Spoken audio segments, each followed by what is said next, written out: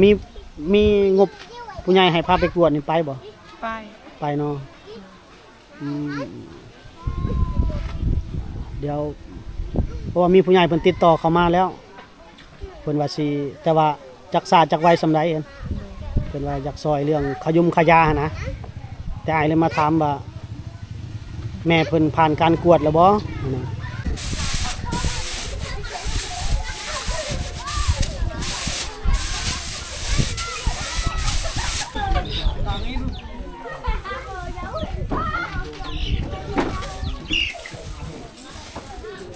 เพื่อพัดเลือกเขากากแล้วก็มาไว้ในกรณี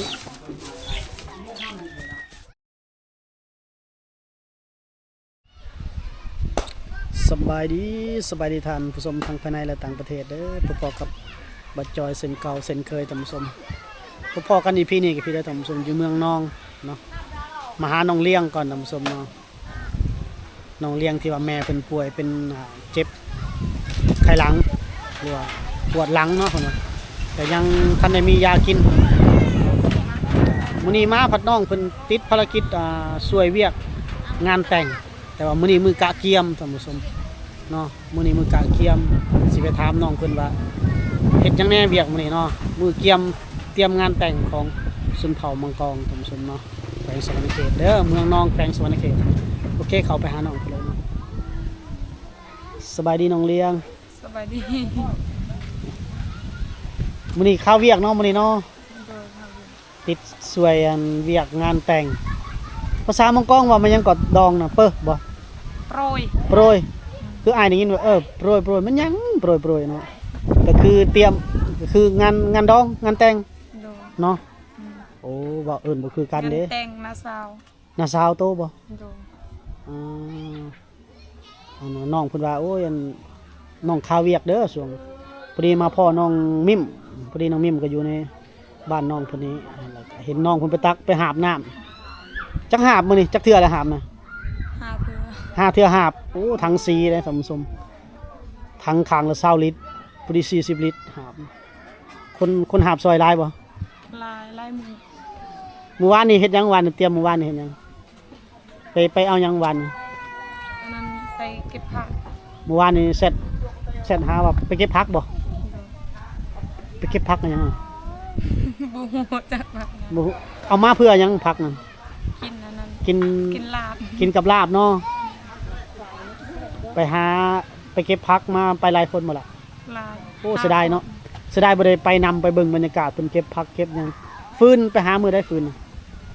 ไปหาก่อนหั่นบ่ฟืนก็ไปหามาไว้เนาะผักก็ไปหามาไว้มื้อนี้แหละตักน้ำบ่มื้อนี้หาบน้ำบัดนี้ยังเสร็จยังอีกจังหน่อยเฮ็ดยังอีกไปตักน้ำยังเอายังบ่พอบ่น้ำน่ะน้ำกินโอ้ไปตักน้ำกินอีกบัดนี้แล้วไปซีข้าวโอ้สีอยู่ใส่ข้าวบัดนี้อยู่เฮือนเฮาโอ้เวียกในนั้นเนาะแสดงว่าเพิ่นสิบ่มีเวลาให้เฮาปานใดเด้อมื้อนี้เด้อ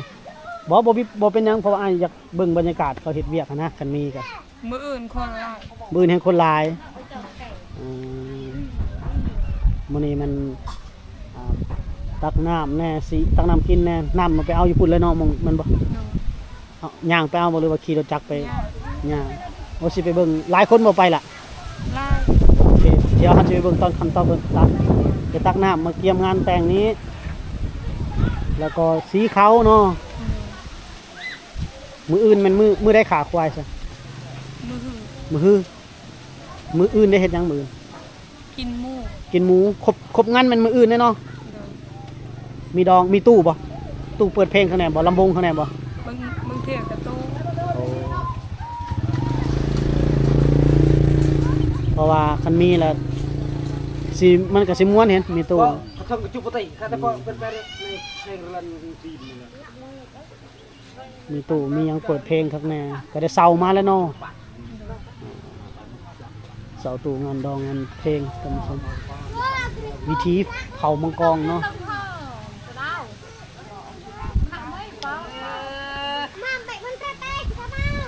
นั่น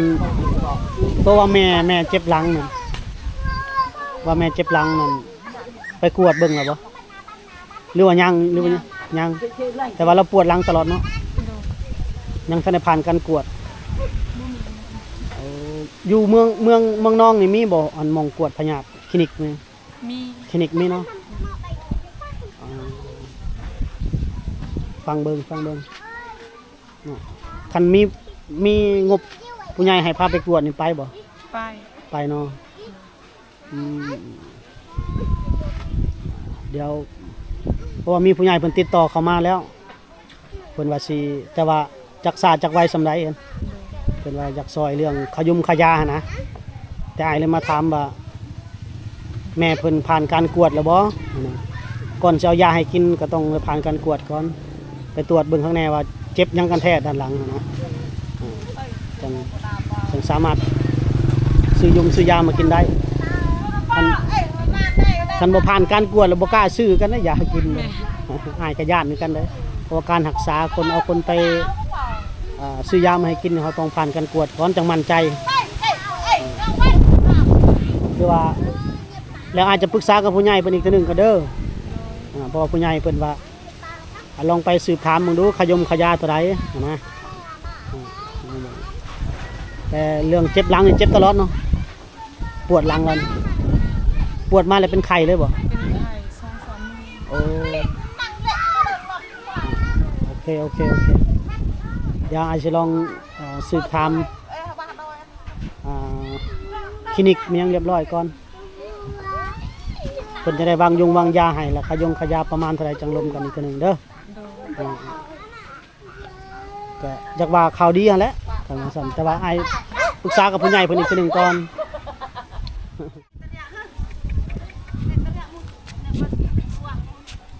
มันยังเด้ย่อไปไสน่ะเคยอยู่ไสเพิ่นเคยอยู่พุ่น ไปเลยไป บ่สิตามหลังหน่อยหนึง โอ้เรายกคงกินให้เคย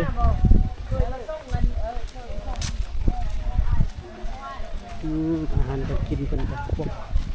ปลาโอ้เคยนี่มาเฮือนน้องมึกนี่เนาะ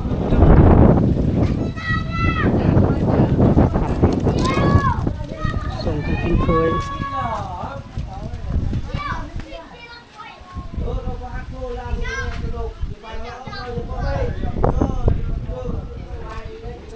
วันนี้ติบเขาเนาะโอ้ส่งเงินเคยอยู่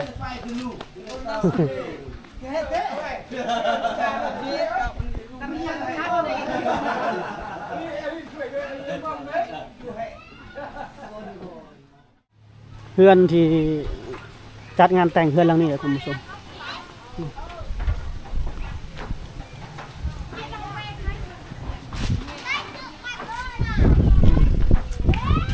โอ้ผมจะเอาเข่าไปซี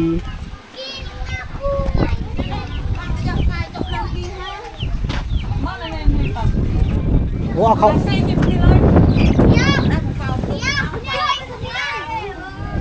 ไปซีบ่อองมานี่เอาเรียกว่าใส่รถไถมันทันแบกเลย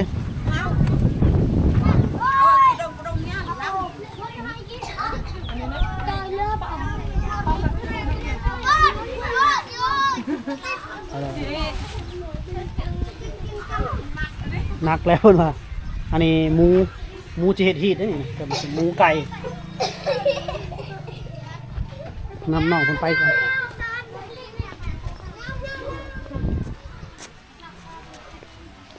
แบ่งกันไปซีคนละบอลบ่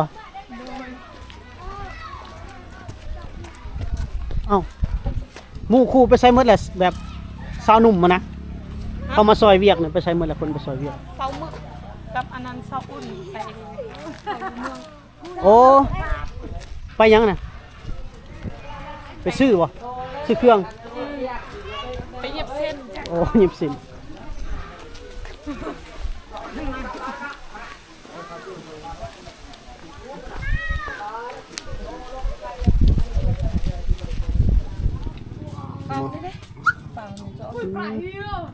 โอ้กระทังห้ำเขาได้นี่ได้ไว้เกลือหมูเนาะเอาเลี้ยงยังซะไว้ขายบ่ขายแบบใดนั่นขาย เป่า50,000 โอ้พอได้เงินซื้อเขาวกินเนาะซื้อเพชรแป้งนัวมีหงสีสบายสบายบ่ได้ตำเข่าวแล้วเข้านี่เข้า เข้ามา เข้าหน้าเนาะ อืม เข้าหน้าเพิ่นเฮ็ดหน้าบ่เฮือนนั่นนี่ มา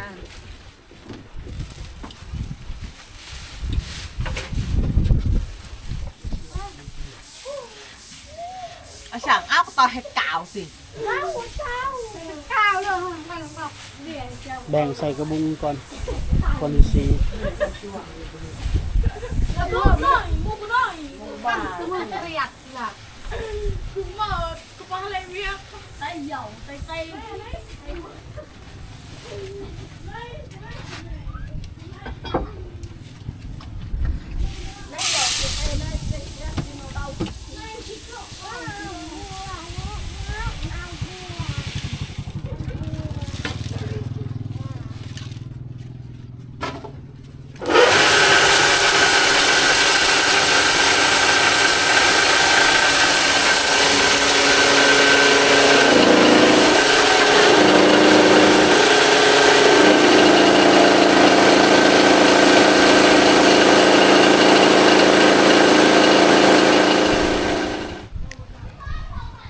แล้วแหละ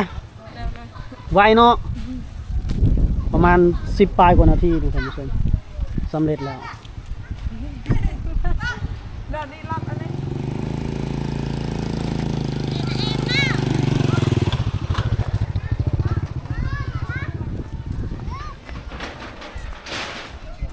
ถังตัวนี้ว่าจะใส่น้ำเต็มมือแล้วเนาะ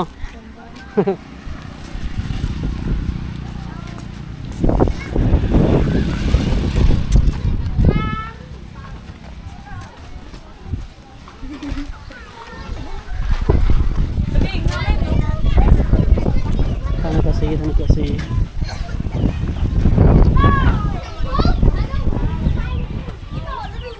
นี่บอลคือจะเป็นบอลฟักลาบได้ไหม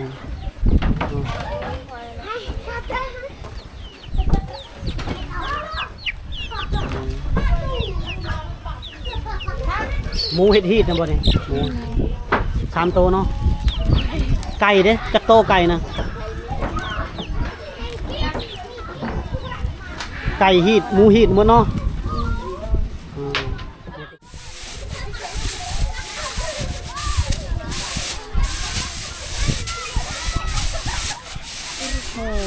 เรียงกันพัดเขางามกันเนาะ พัดเขาเทีย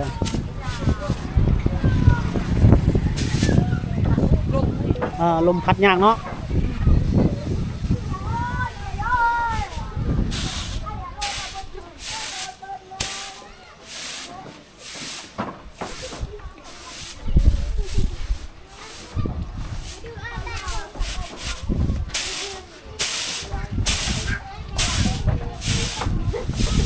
หาเบิ่งได้ย่างเลยท่านผู้ชมเนาะ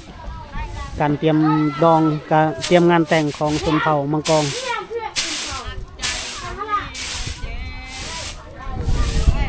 น้องๆเพิ่นมาพัดซอยมาแล้วนะท่านผู้ชมโอ้คักเนาะผู้เลือกเขาผู้พัดได้บัดนี้แหละ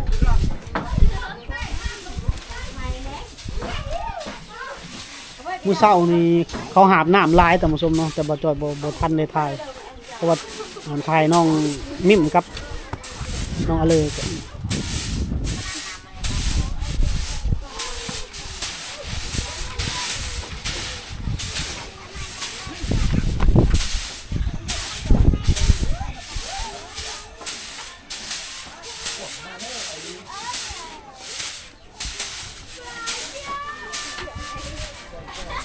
บันไดเพิ่นท่านผู้ชมบันไดเพิ่น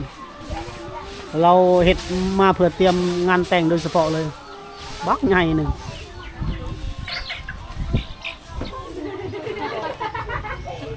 เราพัดแล้วก็เก็บเข้ากากเขานี่แล้วออกเนาะ อันนี้ถูกทิ้งในเชือม เดี๋ยวทีแล้วหลายขั้นตอนเติบได้สำหรับในหมูคูน้องนุ่มมาซอย อาจารย์สุดดี พื่อสิเข้ามุดเข้ากระสอบหนึงก็โดนเติบอาศัยอันสาวหนุ่มน้องหนุ่มแล้วเนี่ยลูกหลานแล้วนี่แล้วมาซอยงานแต่งมาเตรียมงานแต่งงาน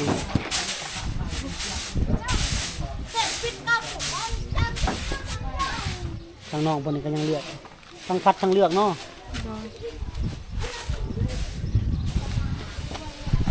แล้วพัดเข่าเพิ่นสิเฮ็ดหยังต่อท่านผู้ชมเนาะเดี๋ยวเราจะให้เบิ่งคร่าวๆแล้วประมาณนึงมือข้างงัวข้ากล้วยแท้มันมือฮื้อเนาะมืออื่นนี่ข้าหยังเบิ่งกินหยังขาหมูหมูตัวใหญ่นั่นน่ะหมูเนาะ หมูน้อยๆนี่ยันว่าหมูหีดหมูนั่นมันบอก หมูหิดไปกินอันนั้นหมูหิดตัวนึง เอาร ซื้ ถ อป้า โอ้ซื้อปลาพร้อม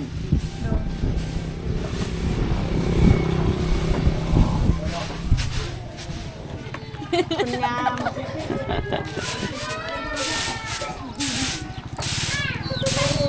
นี่น้องมึกหาก็มาแต่เมืองสมสมเลย ตู้nó bị lấy cái chỗ mù cả ไปเฮ็ดหยังเมืองไป ไปส่งหมูเสริมช่วย เสริมสวย เจ้าบ่ได้เสริมบ่เจ้า กินไหนก็ยังบ่มีเงิน ฮะ บ่มีเงิน อ๋อเว้าไปเลย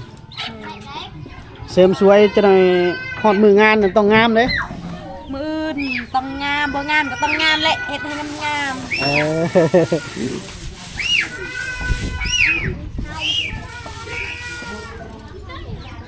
มือน่ะมือแล้วมืองานเนาะ แม่ คนคือสิหลายเนาะคนเนาะ เคยเขาให้คน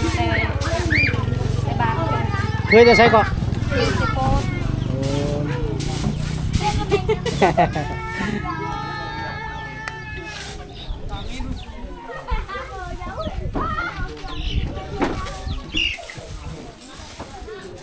เพื่อพัดเลือกเขากากแล้วก็มาไว้ในกรณี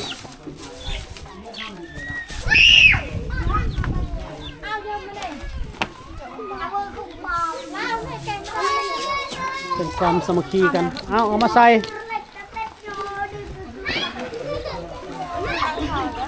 โอ้แบกขึ้นนี่แหละค่ะนะ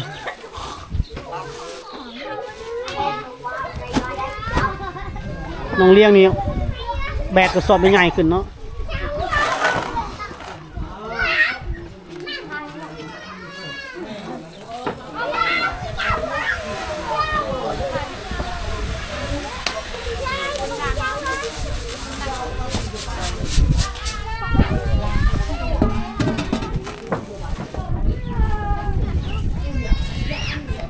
แบกขึ้นอีกขนาดนั้นเนาะ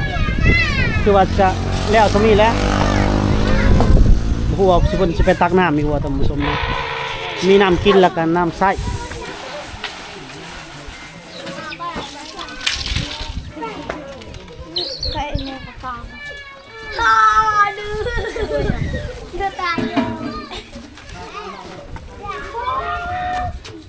เอาอย่างให้ถึงทางเลย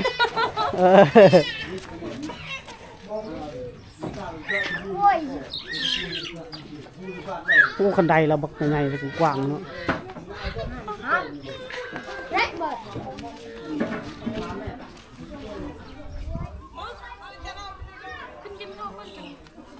ได้ก็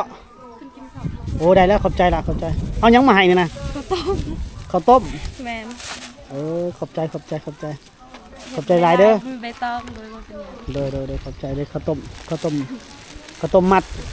ขอบใจหลายๆกินข้าวบ่วันนี้ได้รถกินรถชุมเจ้านะขอบใจหลายนำสั่งบาดาลรวมท่านผู้ชมเนาะผู้อยู่เท่านั้นก็แม่นรอคิวอันนี้ก็รอคิวสูบผู้ที่เข้ามาก่อนก็สูบแล้ว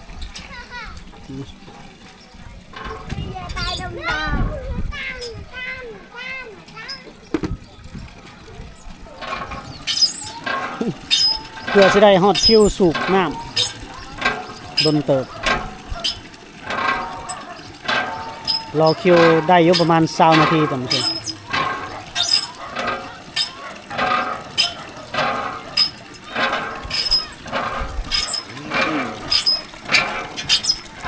อยู่บ้านนี่มีแต่อันเดียวบ่น้ำสั่ง สองเนาะโอ้อยู่คุ้มพุ่นนี่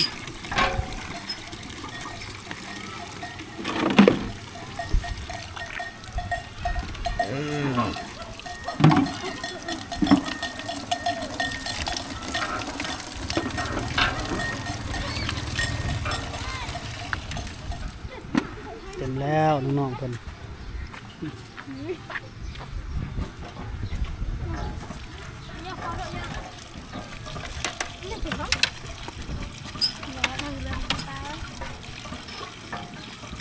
โอ้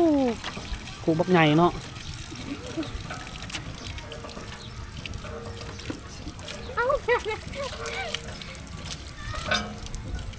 ตัวพวกนี้เอาลายลิเจ้านี่เอาน้อยๆก็บ่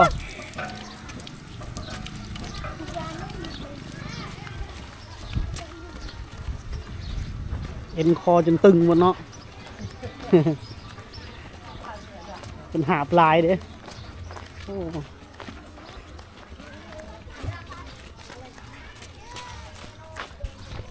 เรานักเนาะเราย่างไว้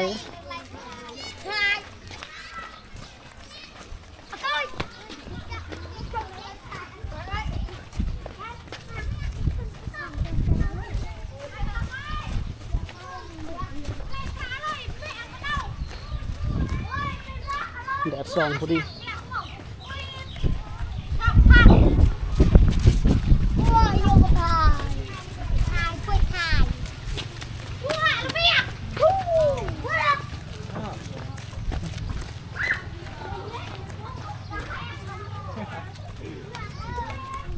เหาะเลื่อนทับบ่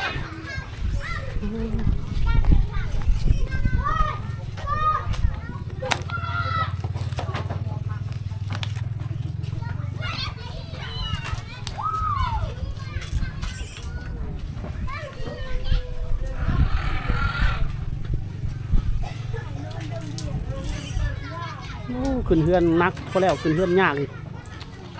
สู่ขนาดเราก็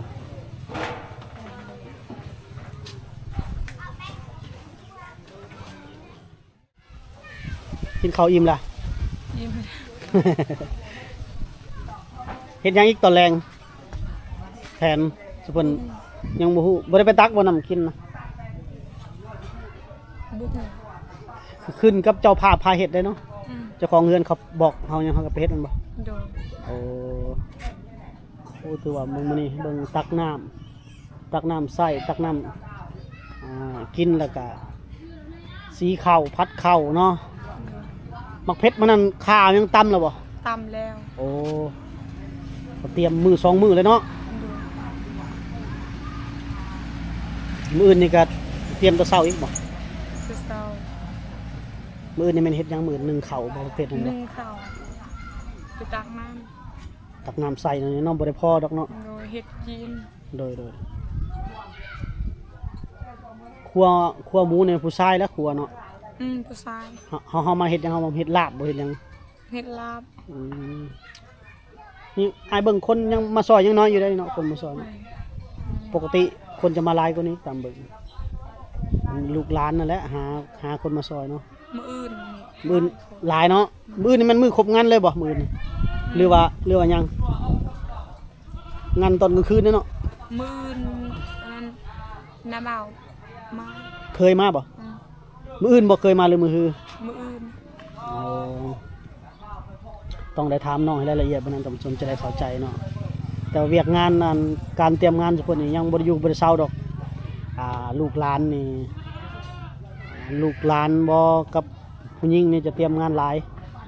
จะเป็นพวกภาบน้ำตักน้ำกินผักบัวผักหอมซอยผักบัวซอยผักซอยหญ้ามันยังก็ว่ากันไปส่วนผู้ชายเพิ่นจะคั่วหมูคั่วงัวคั่วควายพุ่นแหล้วเว้ากันไป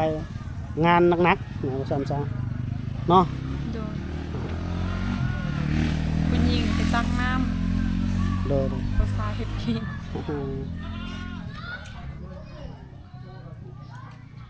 นี่น้องๆเพิ่นอยู่เทางเฮือนแม่นล้างถ้วยล้างจานบ่ โดน ก็ถือว่าแบ่งเวียกกันไปเนาะแต่ละเวียกมื้อแรงก็นอนอยู่นี่บ่เจ้าหรือนอนใส่ นอนอยู่นี่นอนอยู่นี่กับน้องหมึกไปใส่แล้วน้องหมึก เหือนแล้ว มื้อเฮือนแหละ อืม มื้อเฮือนไว้เนาะ โดน เฮ็ดหยังอยู่เฮือนเพิ่น นั่งดิน โอ้โอเคโอเคขอบใจน้องหลายๆเด้อขอบใจหลายๆเด้อแล้วมื้อหน้าเมื่อไรจะมาเยี่ยมยามอีกโอเคสบายดี FC ก่อน สบายดี